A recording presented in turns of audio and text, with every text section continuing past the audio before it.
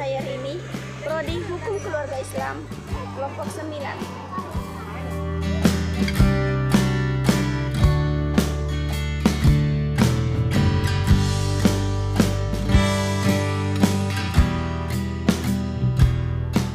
Di sini saya akan menjelaskan mengenai unsur-unsur jinayah dan jarimah.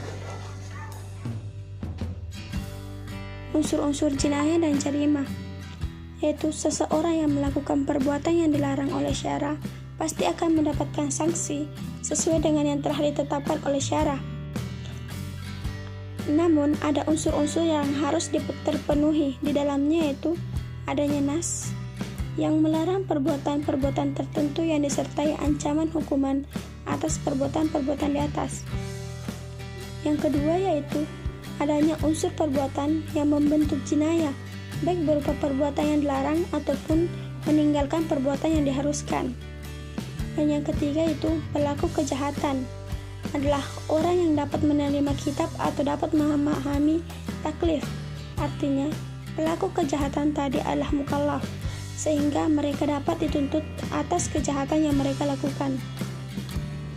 Sesuatu perbuatan yang dapat dikategorikan sebagai jinayah jika perbuatan tersebut memenuhi unsur-unsur atau rukun-rukun tersebut.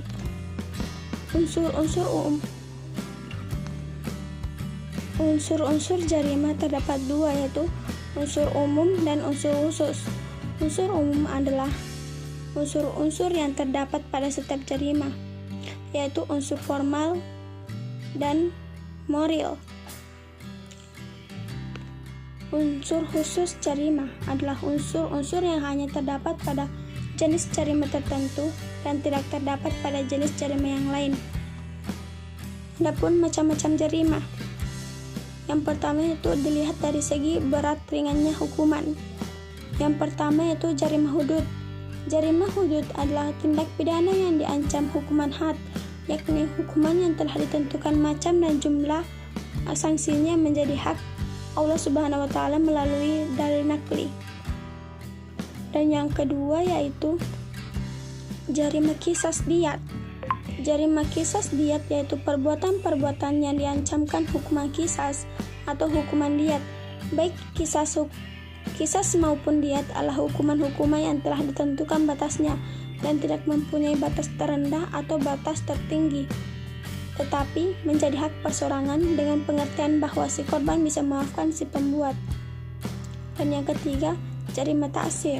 Jarimah ta'sir yaitu ketentuan jarimah yang berdasarkan kesepakatan dan ketentuan masyarakat muslim. Yang kedua dilihat dari niat si pembuat atau pelaku. Terdapat dua, yaitu jarimah sengaja.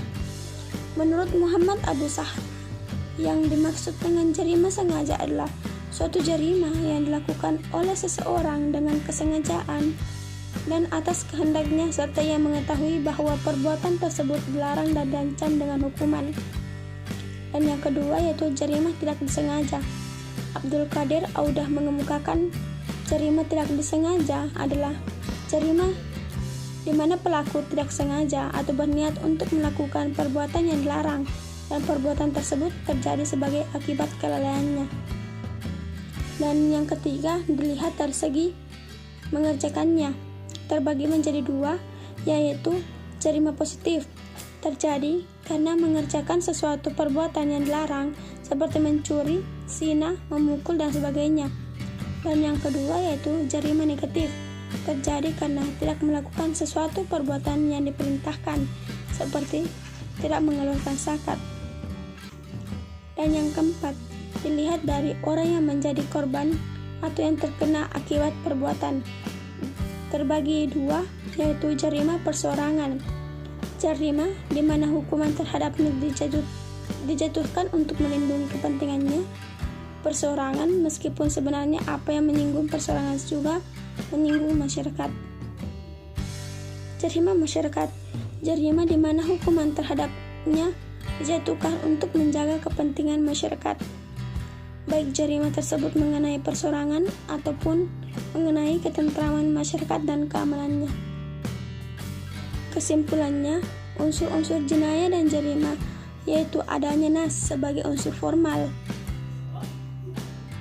Adanya unsur perbuatan yang membentuk jinayah. Pelaku kejahatan adalah orang yang dapat menerima kitab atau dapat memahami taklif. Cukup sekian dan terima kasih. Assalamualaikum warahmatullahi wabarakatuh.